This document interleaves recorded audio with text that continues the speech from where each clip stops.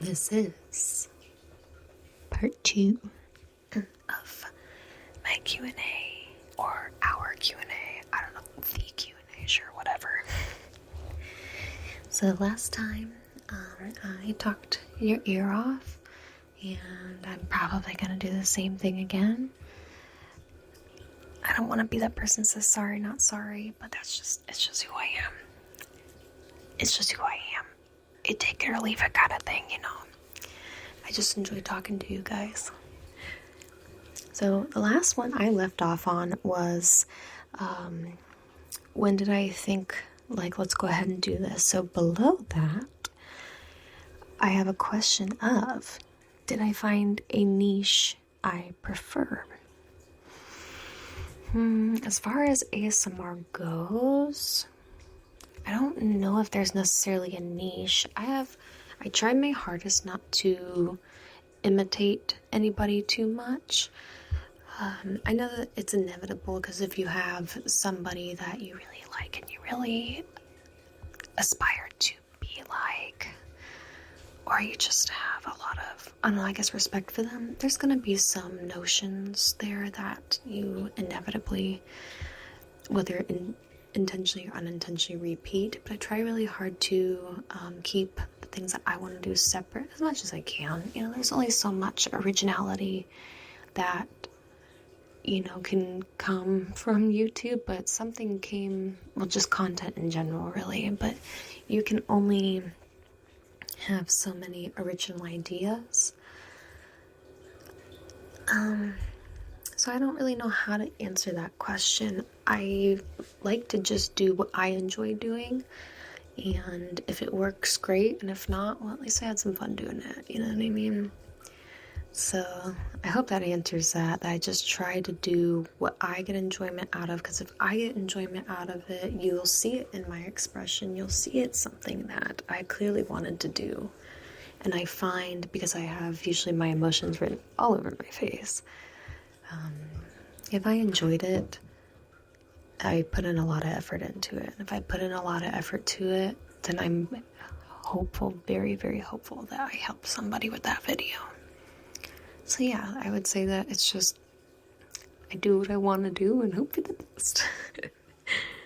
Did I try to grow my audience or kept going because it's fun? So both. I'll be completely transparent with you. I have no problem doing that. I think building strong relationships and, you know, just connections with people is based on honesty. I don't lie to my husband, so why am I going to lie to you guys? There have been a couple of videos that I have promoted just to kind of see if this is something that I could do in the future, job-wise. But I was going to keep doing it, even if it didn't. I probably wouldn't have posted as much. I really don't know, you know, because I have been having so much fun. It is like a hobby to, you know, do this stuff. It goes back to, I want to help people. So yeah, I would have still continued on with it. I do think so, wholeheartedly. I would have continued on with it. May have tweaked a few things here and there of maybe just, again, not as posting as much, maybe not looking as deep into like editing software and things like that. But yeah, I sure would have. Let's see here. What makes me proudest about having my community? That you all are so nice and nice to each other.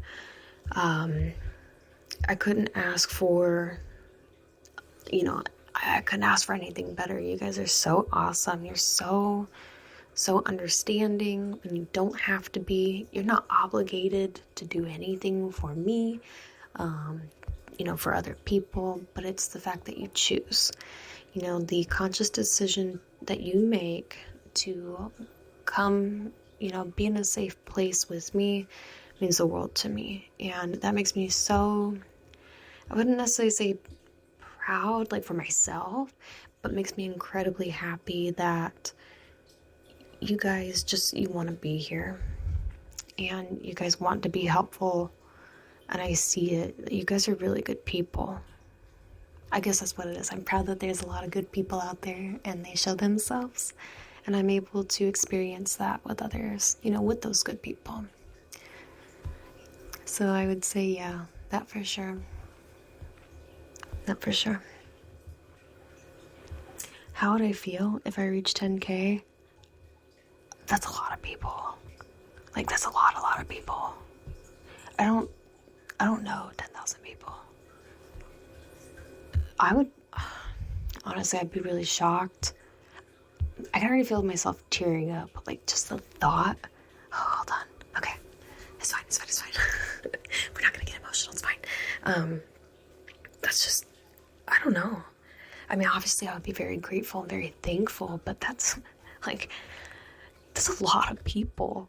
Like, when you think about like growing numbers and so on and so forth, like if you compared 10,000 people to 1,000,000 people, like, oh, obviously there's a difference there, but if you stand back from that, 10,000 people's a lot of freaking people. I don't know how much people it takes to fill up a stadium, but I mean, that number doesn't sound far off to me. I don't know, but like, imagine like a football stadium, and like you are the singular person on the field, and you're just surrounded by all these people. That's insane. That's actually insane. So I don't know. Other than, of course, grateful and thankful, maybe overwhelmed in a good way. Yeah, I'd say so. I'd say that's probably it. Sorry, just trying to put myself in that mindset. A little tricky, and it kind of, not in a bad way, but kind of throws me through a loop in a little bit. Makes me wonder, makes me think. Hardest part about being a good person? Ooh. I would say, I like to think that I'm a good person. I make mistakes. I've said mean things. I was not always a very nice person in general. Especially when I was a teenager, it just wasn't pretty. But I would say the hardest part about being a good person, with me believing that I'm a good person now, is trying to figure out when you need to set your boundaries. I think that's really tricky, because if you want to give and you want to help so bad, but somebody's draining you dry of, financial, emotional, physical, at some point in time you have to realize enough is enough, and it's not you. It has nothing to do with you. It has everything to do with the other person. And it's difficult, because let's say you do decide to set those boundaries with that person, and then it turns into a big episode of something, and there's a lot of like guilt and shaming and on their end to you, and it makes you like, are they, I've been in a situation like that where I finally couldn't take it anymore, and I said, I'm sorry, I can't keep doing this with you. I wish you the best, but there's just nothing more I can give. I can't help you anymore. And it tore me up for a long time, because of the guilt that comes with it, that you gave up on somebody, essentially, is what it feels like. But if it's, again, getting to a point where it's just draining you, you don't have to keep doing that. There's the saying, you can't, how can you love somebody if you don't love yourself? Well, you can't take care of somebody else if you can't take care of yourself. And it's not abandoning somebody, it's somebody essentially leeching off of you and taking what they want from you without a thought. So why should you give it a thought? You know what I mean? So finding those boundaries and asserting those boundaries can be very tricky sometimes.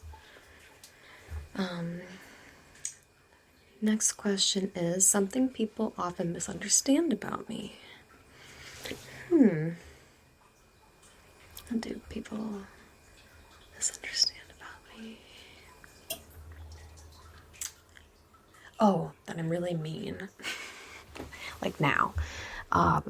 When I'm sorry. It's not funny, but it's funny. When I'm listening to you, I'm not looking at myself in my phone. I'm just, like, if you were to be talking to me right now,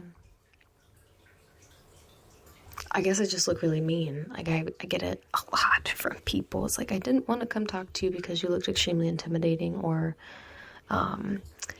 what's the one? I had a friend in high school where she's like, yeah, every time I would come up to the table that you sat at, you kind of just look like a bitch. I was like, oh, okay. You didn't have to tell me that, but I appreciate it, I guess. And it always, like, throws me through a loop because I'm like, either people think I'm mean or they think I'm mad, and all I'm doing is listening. You'd know if I was mad. I'm not gonna be like screaming and yelling, but it's gonna be written a lot different in my face. But yeah, no, if I think that's why, like, people sometimes will pause when I'm listening or I'm trying to, like, digest something that they've said, even if I don't agree with it. Just the quick two, I guess, because of the way that my face is fixed, I just look mean or I look mad. I don't know. Oh, why did I take a break from ASMR? There's a lot of personal stuff that went on. Work, trying to manage that because I go all in on stuff, and trying to manage that while also, doing ASMR for some reason seemed really taxing. I was a new mother. I started making ASMR videos when my kids were 9 months old, so I was definitely a newer mother. I was heavily sleep deprived. I had extreme postpartum depression for about a solid 5 years. Like, it was a long time. I mean, postpartum depression, standard regular depression, anxiety, PTSD, I'm sure they all just kind of looped in with each other, and there was no real true identifying one particular thing or, so on and so forth. But there's that. We had a really bad, so 2020 was a really bad year for us. That was the year of all of our car accidents. I know that's quite the jump from, I think, 2017 to, 2020, but a lot of work and stuff like that. But then we also got into our car accidents all in the same year. And that was also very taxing, especially the last one. The last one, Sterling, one of my sons, had to have emergency surgery done because when the lady impacted us, he went flying and he was holding a Hot Wheels car and he hit right into his mouth and his forehead and then into the back of my husband's seat. And he lost from here on over 5 teeth. Some of them he swallowed, some of them just came busting out. Or no, some of them he swallowed, I'm sorry, and then the others they had to surgically remove. And then he broke his nose right here down to his skull. I mean, it was bad. It was a really bad accident. So there's just a lot of... Jeez, don't do that. And there's a lot of stuff that happened. And I got into some stuff that I really shouldn't have. My husband deployed to Syria. I mean, there's a lot of stuff that happened. It's not funny. It's funny to look at now, I guess. But I also laugh when I'm nervous, too. So, I don't know. Let's see here. Qualities I think a guy should have. Like respect, humor, communication skills. Essentially, like to get a partner from what I understood from that question. If you ask me, I think qualities anybody should have going into a relationship or just in general is honesty. There's a lot of people that don't want to hear the truth, but if you ask me, it's a lot easier to get through something if you hear the truth, even if you don't like it, versus finding out later, because lies only stay lies for so long. So to me, there's no point in lying. That's why I don't lie. It doesn't make any sense to me to do it because I can't keep up with stories.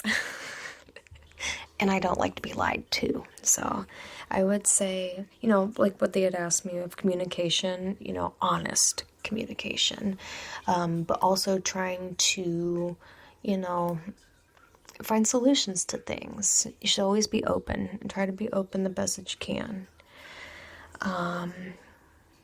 Having respect for your partner, for sure, when they asked about respect. You know, my husband and I are not perfect, but I would say we have an amazing relationship. We have an amazing marriage. We were friends before we started dating and getting married. So, you know, we knew each other pretty well. And one thing that I stand by and will forever stand by is you should never, ever disrespect your partner. You really shouldn't do it in general, but if you're gonna have like an argument, you do not do that in the company of other people. I think that is beyond disrespectful.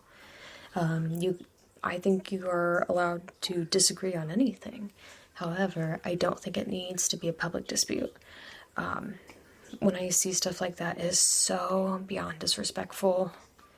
I do not like it. So yes, respect is a huge thing. And not even just to your partner. People in, just out and about in the world. If we go to a restaurant and you are like just distasteful and awful to the waitress, I'm not interested in you. Because why are you doing that? There's no point in doing that. Or feeling so entitled, you know, when somebody makes a mistake. I don't have time for that. I'm not going to make time for it. So respect all across the board. And then the last, well, I shouldn't say the last. Another quality somebody should have. Let's see here. My husband's hilarious. I think my husband is so funny. So I would definitely say humor, but no, I'm not exactly funny. I think I'm funny, but you know. Let's see. What about... Oh, definitely kindness. I don't know why that was so difficult to think of. You have to be kind and, you know, put in effort. And that goes, again, for anybody looking to be with somebody. Put in effort. Even when you don't feel like it, you should still do it. Because what if they're having a really bad day? Your partner. What if that could make or break something that had happened? What if they're going through a hard time? You don't know what's always going on in somebody's life. And I think just putting the effort to being kind, you know, really says a lot. Same with being generous. I don't think you should give people everything. And the reason I say that is because there are people that will take advantage of you, kind of going back to the boundary thing. So best advice I've ever received, there's actually two things. One I live by every day, and then the one I was actually just talking about with my dad the other day. So my mom told me, like from a young age, if you want something bad enough, you have to work hard to get it. And it'll only feel good if you got it with hard work. And I wholeheartedly believe that. It'll feel more fulfilling if you worked hard for it. But also, the other one that she says is nothing worth having was easy to get, which is pretty much the same thing. She would tell us that all the time. And part of it, I'm sure, was just to get us to, like, do our homework. But, I mean, really, truthfully, you feel more fulfilled when you put in, like, blood, sweat, and tears into something. You cherish it more. You take better care of it. Stuff like that. So I think that's really good. I'm glad that my mom taught me that. I don't remember who told me this other one. And I feel like it's very important to share it because it applies to everybody and anybody. I was told forever ago, if you go and buy, an expensive mattress or, PS5 or something like that. You take however much that cost and think about how long it would take you hourly to make that money back. And that helped scare me into never being the type of person that just splurges all the time. I will say it's kind of done the opposite. I hoard money away because I'm always afraid something really bad is going to happen. But you never know when life decides to throw you a curveball either.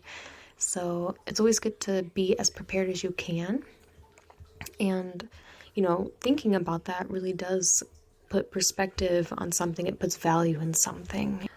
I would say those are like the best ones I've ever heard. All right, let's see here. Last question I have is my favorite song, movie, and I believe they asked my favorite food and stuff as well. So my favorite song, well, so my favorite bounces around all the time.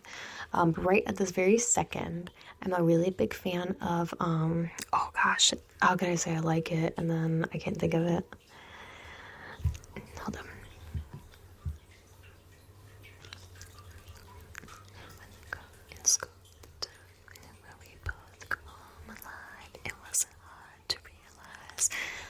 Death of Peace of Mind. There we go. Sorry, I had to sing it to myself. So I really like that song a lot right now. But it's, like I said, it switches up all the time. I'm always trying to look for new music because my taste is, I think, very eclectic. It's just all over the place. I would say the only type of music that I'm really not the biggest fan of is country. But other than that, I pretty much I don't really listen to jazz or anything like that, but I do listen to a lot of electronic music, a lot of heavy, like, instrumental music, things like that. Anything that's got a lot of bass, too. Big fan of that. My favorite movie, ooh, gosh. I think I'm gonna keep it simple and go with my most favorite movie, like, back in the day, and I would still watch it. I've watched it several times. I haven't watched it here recently, so I probably should. Is the original, I know it's not the original, like, storyline one, but it was the first one that came out, Silent Hill. I loved that movie. I begged my parents to buy it on DVD for me, and they did. And yeah, I watched that movie all the time. If you also have a crush on Pyramid Head, then I think we can be really good friends. Just saying, no qualms, and I don't care. It is what it is. Let's see here. Oh, my favorite food. How about we go with my favorite cuisine? And I really love Asian food. Asian food's my absolute favorite. I would say I'd probably pick Thai majority of the time. We have a Thai restaurant out in Spring Lake. His wife is Thai, and he is an old vet, and she is the only cook there, if I remember correctly. She may have gotten some help because they're getting older in age, but she makes authentic Thai food, and it is so, so good. Oh my gosh. My husband actually took me there from one of our first dates, like, we'll say one of our, like, 5 first dates or whatever. And I fell in love with it then. And we would go there like every other week. We loved it so much. And we still love it. Actually, we were talking about it the other day that it's called Thai-san. And we're going to go back there like once or twice before we leave for Korea. Say hi to him. He's seen us before, my kids were born. He saw me while I was pregnant, when Trevor got back from basic training. I mean, like, he's seen our progression. He's a cool dude, too, him and his wife. But, yeah, I would say that's my favorite cuisine. I don't know how to really, like, narrow it down, because even though I'm a vegetarian, there's a lot of stuff that I've tried that I really like, in vegetarian form, excuse me. So I can't pinpoint any one particular thing. I'm so sorry. I just love food. Alright guys, that completes all of the questions that I have. I really hope I didn't bore you completely with my nonstop rambling, my breaks and pauses in between my words because my brain's not working correctly. And any other thing that could have possibly been terrible in this video. Thank you guys for submitting the questions. I think it's cool that you guys wanted to get to know me, and because I want to get to know you guys too. So thank you very, very much. I really do appreciate it. And I will see you guys hopefully the next time. And next time I'll have nails, sorry. Bye-bye, see ya.